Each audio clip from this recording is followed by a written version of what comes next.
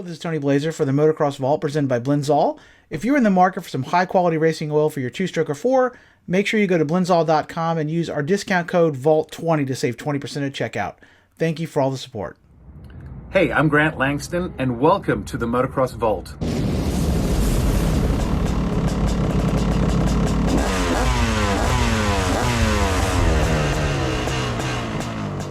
Hello and welcome back to the Motocross Vault. My name is Tony Blazer, and what this video is going to cover is a look back at Kawasaki's 1990 KX500. A machine that was maybe not the darling of the press in 1990, because that year was a big year for Kawasaki. It was the introduction of the new perimeter frame KX250. Certainly were the machines I was interested in. I was never, especially back then, a 500 rider. I was always terrified of the damn things. But the 250 and 500, the 250 and 125 that year were all new. Beautiful machines, really iconic machines. Even now, I think they look cool. And they certainly got the lion's share of the press that year. The KX500 did get some updates. You know, they did some minor tweaks to the motor and the suspension, but overall, it wasn't like the one that got the most interest, certainly from the press and the public probably as well. But as it turned out, the 500 was probably the best machine. The 250 and 125, while certainly very advanced in some ways, you know, had some early quirks to work out. Those early frames didn't handle the best and what have you. But this 500 was a very proven design. It was like in the third year of its design life cycle at that point. And Kawasaki really hit it out of the park with this machine. It was a really good bike. And this is going to cover that review of what they changed, how it worked out, and how it fared against its competition in 1990. Now, one thing I do want to mention, I saw some people every now and again, they comment on these reviews and they say that I'm injecting maybe too much of my own opinion. I just want to be clear that when I do these reviews, they are based, the main part of the review is based solely on what the what the magazines at the time thought. I have all these old tests back here. I go through them. I read the tests, look at how the bikes fared in the shootout. I try to communicate that information in the review. If I have ridden it personally, I inject a little bit of my own opinion, you know, here in the opening and at the end. I have not ridden the 1990. My buddy has an 88 KX500. I've ridden that.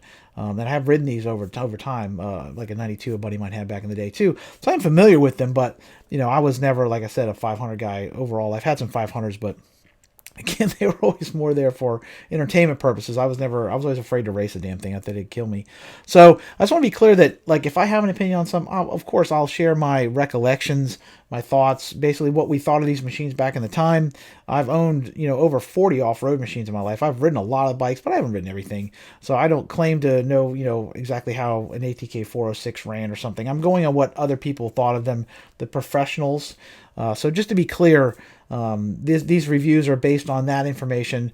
They're not my personal recollections. If I did a separate video where I talked about all the bikes I've had, I'll link it here if you'd like to, you know, check that out, where I talked about the different 500s, 250s, and 125s I've owned and what I thought of them personally. But these reviews are really more what the magazines thought of them at the time. I'm trying to communicate that information in case not everybody obviously has a collection like I have. They can go back and read it. I write articles for Pulp MX covering this stuff. A lot of times people seem to get, you know, a little upset. They think, oh, their personal machine gets derided by me. But again, everybody has different opinions. I mean, I've owned tons of bikes that the press loved, that I hated, and vice versa, that I loved, that the press thought was too slow or whatever. Everybody has their opinion. Just everybody out there, just let you know, these are not my personal opinions. If I have my personal opinion, I share it here in the beginning.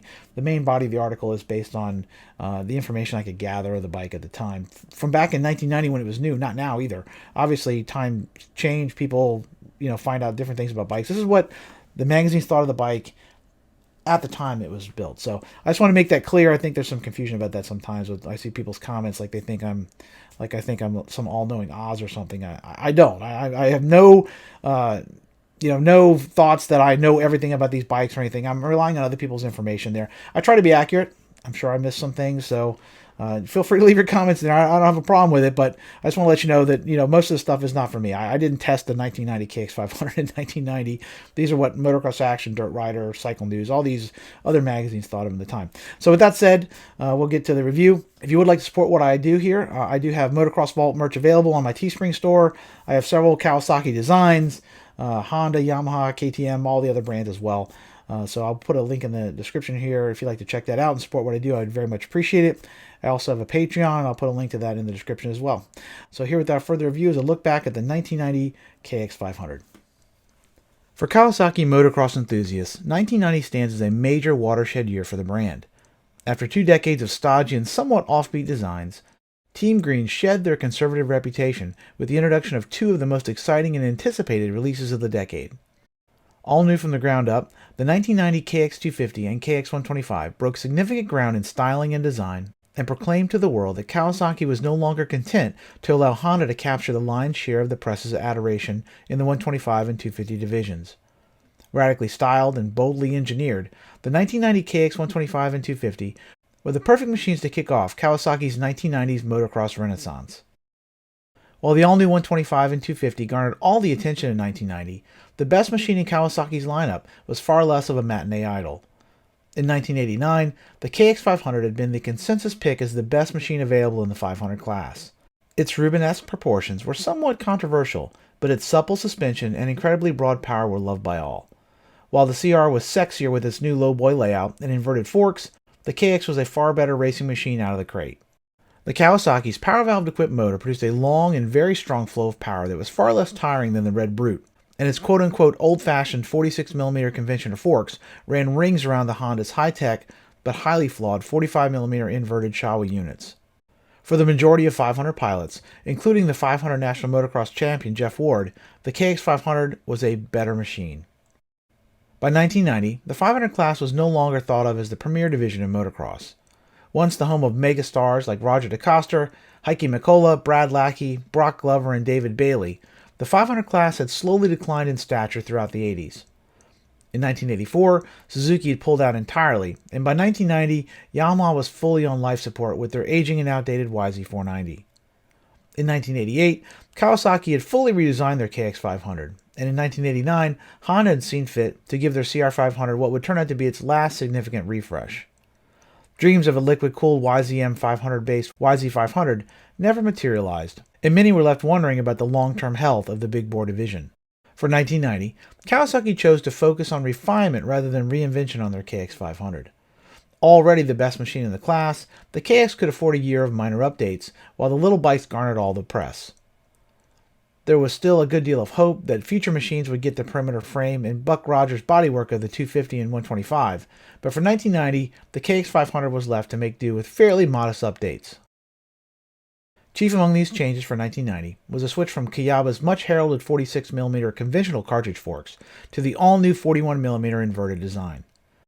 In 1989, the full-size KX models had all originally been slated to receive this change, but feedback from the US test riders had led Kawasaki USA to ditch the unproven forks at the last minute, and instead go with a version of the works conventional units used by Jeff Ward and Ron Lachine in 1988.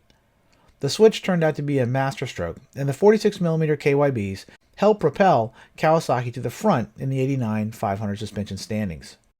For 1990, it was felt that the 41mm inverted forks were finally ready for prime time, and they were bolted onto the front of all three full-size Kawasaki machines. The new forks were slightly longer, by 10mm for 1990, and required a different offset and a modified pull rod on the Unitrack linkage on the 500 to maintain the old machine's chassis balance. In addition to the new clamps, the frame was also strengthened at the steering stem to compensate for the stiffer front end of the inverted design. The new forks offered 12.2 inches of travel and featured 23 compression and 20 rebound selectable settings. In the rear, the KX500 employed the same KYB shock as 1989, but the Unitrack linkage was upgraded from cast to forged aluminum construction for greater strength and improved durability. Overall travel remained at 13 inches, and the shock offered 16 positions for compression and rebound adjustability. In addition to the beefed-up linkage, the new KX swing arm featured an upgrade to the axle bracket designed to increase strength and simplify chain adjustment. Aside from the additional gusseting at the steering stem, the KX500's frame was unchanged for 1990. It did not get the perimeter layout of the smaller machines, but that was not entirely a bad thing. The new perimeter frames were very wide and tall, and that gave the machine a rather top-heavy feel. There was also a limited amount of space between the frame spars, and that made it difficult to add additional fuel capacity without drastically altering the machine's ergonomics.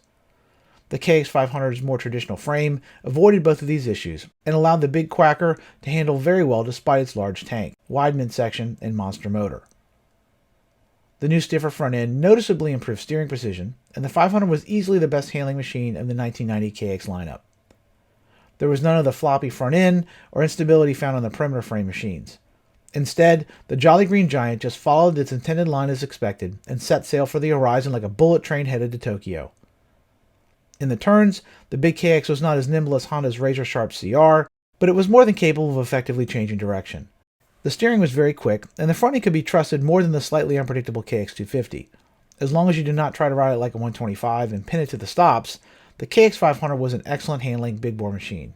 Just keep the revs low, flow the turns, and count on that luscious torque to pull you through. On the motor front, the name of the game was once again refinement for 1990. With the only power valve in the class, the KX500 already possessed a significant technological advantage over its rivals.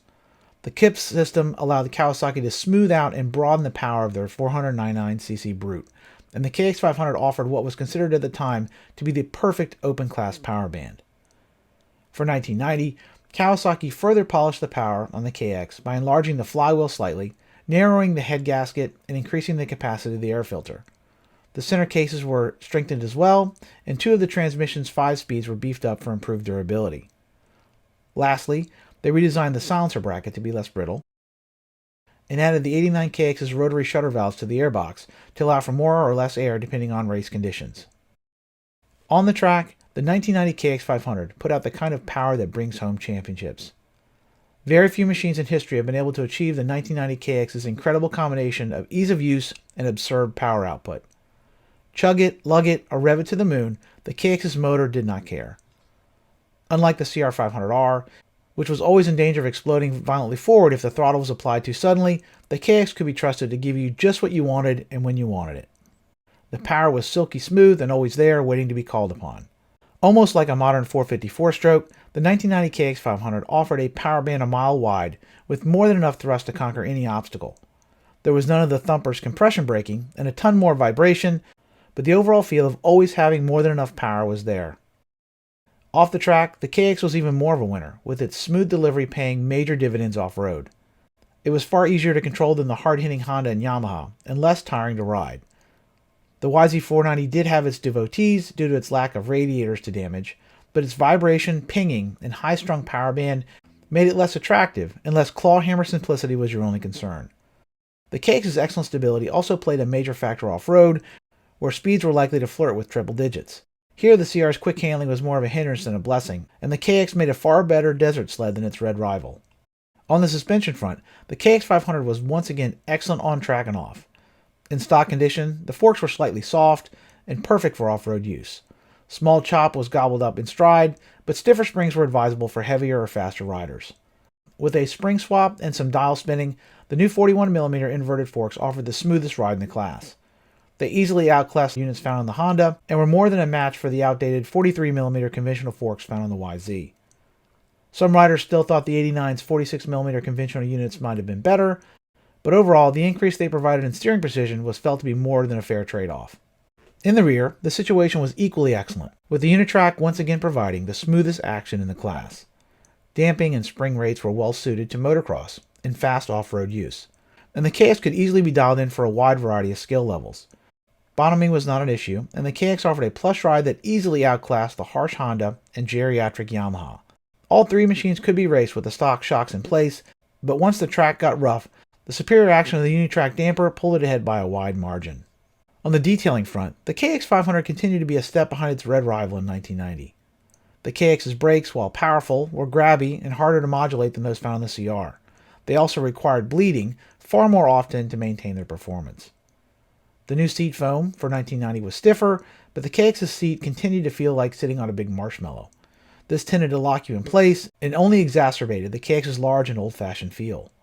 The new color scheme and graphics for 1990 updated the bike's stodgy appearance somewhat, but the big quacker's boxy and oversized bodywork continued to make it look and feel like your father's Oldsmobile compared to the sexy Honda. In addition to being terminally boring, the KX's bodywork continued to be more brittle than the competition as well. Any slight tip over was enough to crack a radiator shroud, and over-tightening the gas cap was likely to leave you with a lap full of 92 octane. The bolts and nuts were also of poor quality and far less durable than the hardware found on the Honda. Of particular concern were the KX's seat bolts, which were easy to snap and even easier to strip out. The foot peg springs were also utter junk and prone to going missing at inopportune moments. At least the foot pegs themselves were excellent and easily the widest and most comfortable found anywhere in the sport. Overall motor reliability was great, but the KX did like to foul plugs if ridden timidly. This was more of an issue when riding off-road, and it was best to keep a spare plug or two in your fanny pack. The KIP system seemed to allow the bike to load up when ridden at low RPM for extended time, and it was not always happy to clean out once the throttle was finally whacked open. This was much less of a problem on a motocross track, and generally the KX carbureted well once you leaned out the pilot circuit a bit. While 500s typically do require far less maintenance than smaller machines, it is worth noting the added complexity the KIP system added to the KX. This was one of the factors that continued to drive sales of the outdated YZ490, and there was no denying that the KX was the most complicated of the remaining 500 Japanese machines to rebuild.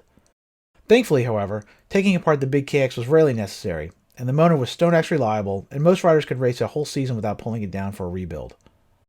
Overall, the 1990 KX500 turned out to be a truly winning package. Without the fanfare and excitement heaped upon its little brothers, it flew under the radar to become the most effective machine in the Kawasaki lineup.